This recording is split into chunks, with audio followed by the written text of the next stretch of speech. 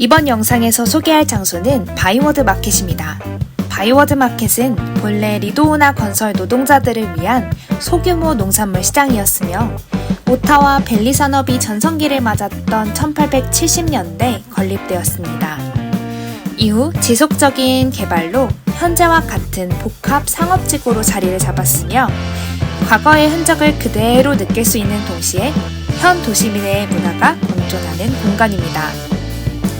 시장의 광장과 거리에서는 예술활동과 축제가 펼쳐지며 활력을 불어넣고 있는데요. 이를 알아보기 위해 바이워드 마켓 총괄 매니저 잭과 이야기를 나누어 보았습니다. And it's interesting because it's in Canada, from a policy perspective, the car and the pedestrian never mix. And the car has the right of way always. In a lot of countries, car and pedestrians can mix, but pedestrian always has the right of way. And so it really creates awkward modal transitions through.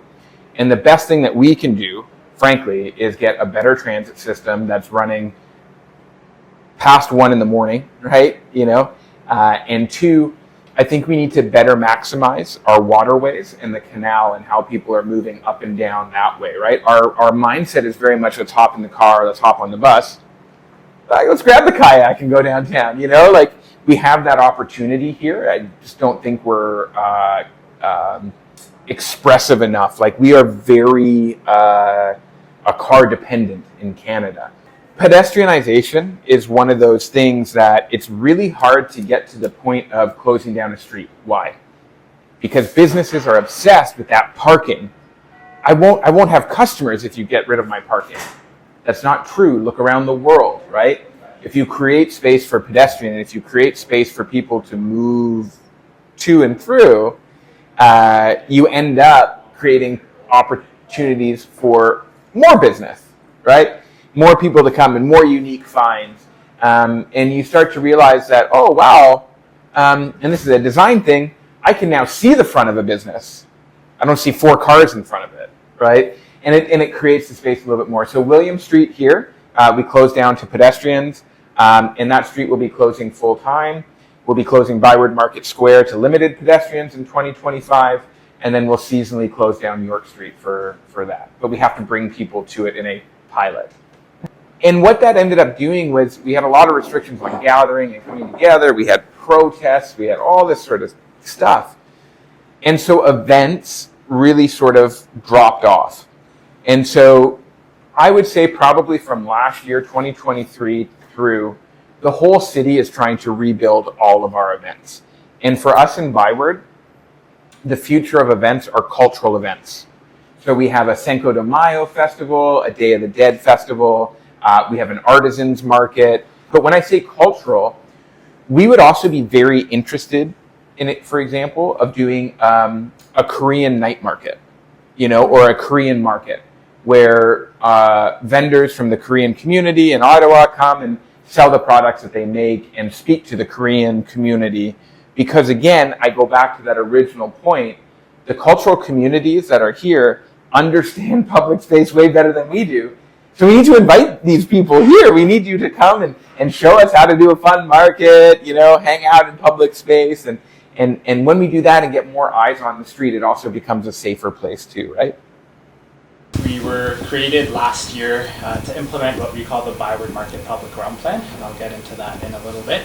But it's interesting in that it's a bit of an intersection between urban design projects that are in the plan, but with an economic development lens to make sure that the activity that happens in this area, in the Byward Market, remains seamless and remains a tourist destination for visitors and residents alike. Next slide. So before I get into our projects, just a bit of context on the Byward Market itself. So it is the oldest place of commerce in modern day city of Ottawa. It was established by Colonel Bai, who was the British engineer who built the Rideau Canal, who was in charge of the Rideau Canal. So he built this for his laborers. And since then, the area has evolved to become what it is today. So it's much more than a public market. It's a special district, and it's a city-defining special district. And there's a large economic impact as well. So there's 18 million visitors that come through the district every year. lots of hotels, lots of events, and a lot of people's first image of Ottawa once you get beyond the Parliament buildings. So the plan itself, these are the principles, you can read them, but ultimately it's to create a pedestrian-friendly environment for the market and to create a network of different public realm spaces that will create a welcoming place for the market. So Council recognized that the importance of the Byward Market, but also recognized that we need to revitalize it to ensure that it continues to be the important place that it is today. So this is a map that shows the extent of the area. So there's 9 different streets, there's 25 intersections, a couple gateways, lots of public space to work with.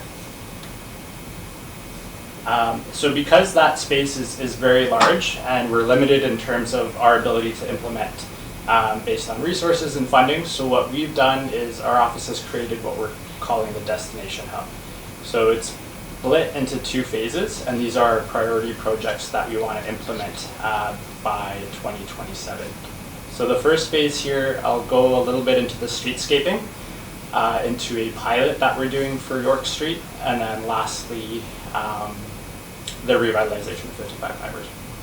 So streetscaping, the areas that we're streetscaping are the areas that immediately surround the existing market building, so William and Byward Market Square. And the goal is to transform them into pedestrian-first spaces and really design them in a way that has infrastructure to support market activities. So right now, and the market does a really good job at programming it, but right now it's difficult sometimes. So there's wires everywhere, there's vendors who have to bring their own furniture and equipment and stuff, but we really want to design this so that it's seamless to be able to execute events with lighting and pedestrian amenities as well. The building, so the building is going to turn 100 years old in 2028.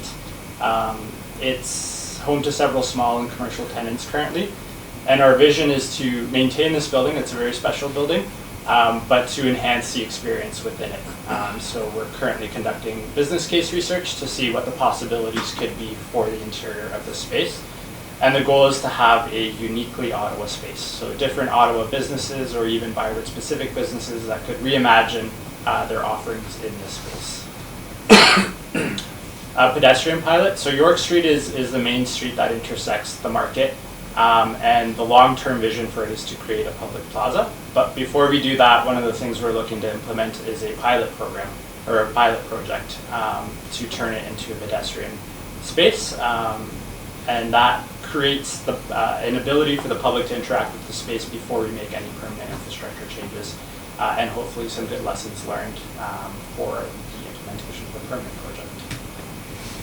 Public space is for everyone. Homeless people, royalty, us, people from other places. We all come together in public space, and that's what we try to uphold. And so we have to work with everybody. And the challenge is, and I'm sure you all know, we don't always like what's happening, but it's public space. So you have to have a bit of flexibility in working with things and chase the golden rule, right? It's applicable across every culture, every religion. Don't treat people how you don't want to be treated, right? Treat people how we want to be treated, you know? And that's how I think we get at that, right? 이전 영상에서 다룬 스파크 스트리트처럼 바이워드 마켓 또한 보행자의 접근성을 중요하게 생각하며 이를 통해 다양한 계층의 이용을 도모하고 거리별 테마를 지정하고 있었습니다.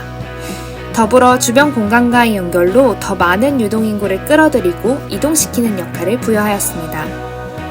기존 공간을 채우고 있던 지역사회와의 협력을 통해 활성화가 가능하였는데요. 이는 공동체 의식을 강화하고 곧 100년이 되어가는 바이워드 마켓의 정체성을 지킬 수 있었다고 말합니다.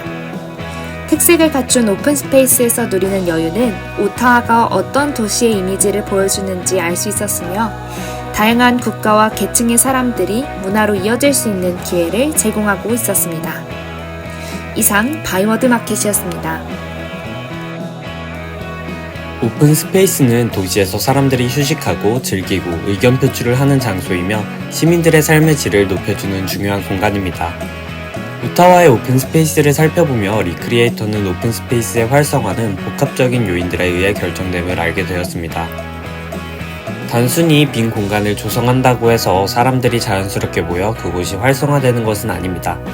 오픈 스페이스 주변에서 일하는 사람들, 거주하는 사람들, 계절, 상업 종류, 접근성, 주차, 이벤트, 역사적 요소 등 다양한 것을 고민하고 신중하게 결정해야 질 좋은 오픈 스페이스를 만들 수 있습니다. 질 좋은 오픈 스페이스 조성을 위한 고민은 땅이 부족한 서울에게 꼭 필요할 것입니다.